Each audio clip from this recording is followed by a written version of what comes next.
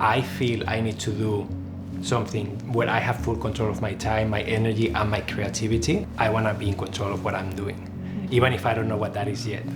I took her one day and I sat her there with a coffee and I told her like, okay, Samantha, so you had a list of paper of my skills and a list of your skills, and you're like, what do we do with these skills? How can we make this work? How can we create something where we have fun, where we use every skill that we have, we can help people, and we can have control of our time and energy. And make a living. And of course, make a living. I found the Professional Organizers in Canada, and they are an association that represents companies like the ones we were thinking we could do with our skill set, and we joined them.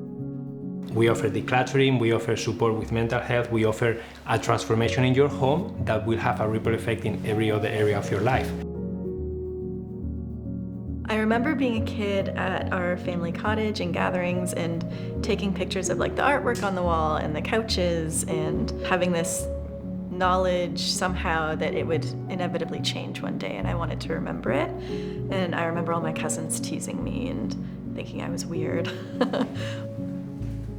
I was hired at a camp as the photographer. That summer, I met other people who were going to Ryerson for video and photography, and they would send me photography leads that were being advertised at Ryerson. I kept getting the jobs, and the rest is history.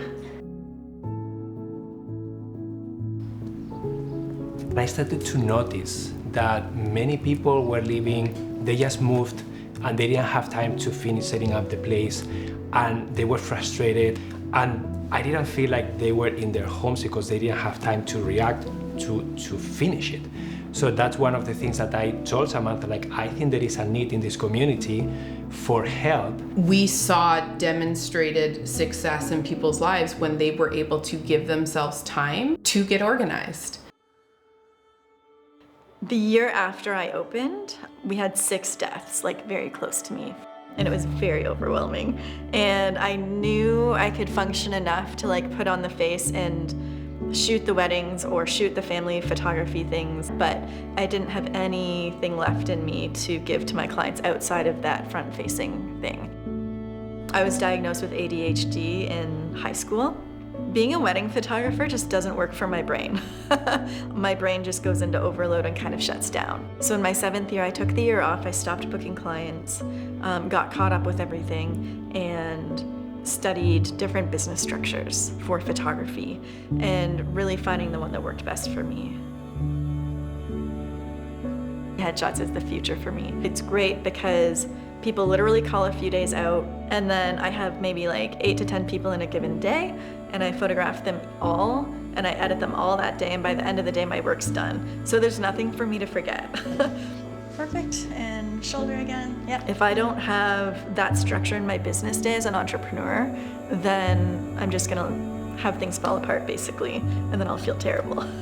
Even though it's not intended, it's just a fact of having ADHD. At the beginning, we were trying to do everything together. So I had a tendency of always be very codependent of always needing her approval and always needing her support to do pretty much everything in the business. Started to bring a lot of like a stress, and I was letting that financial stress and that feeling not good enough, that feeling that the business is not doing what I would like to, that was affecting my happiness as a person. I can't be with someone whose happiness is tied to finances. That was what shaped me, right? And just sometimes in life you need a big life event to make you change. Honestly, he's just such a good partner that it's worth fighting for. It's fun to work with someone that you love. It's fun to share a dream with someone, and it's also fun to see where their dreams take your dreams.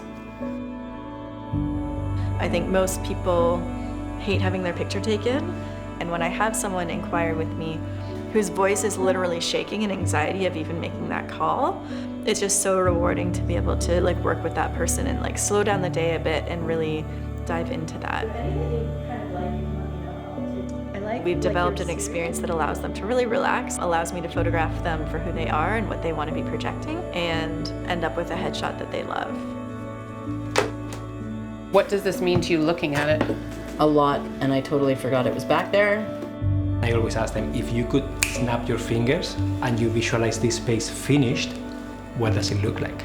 Is that centered to you, Emily? It looks pretty centered. At the end of the session, I want the client to feel like whatever they had in their mind, their vision, it's materialized in their physical surroundings, and a space that makes them feel the way that they chose to feel.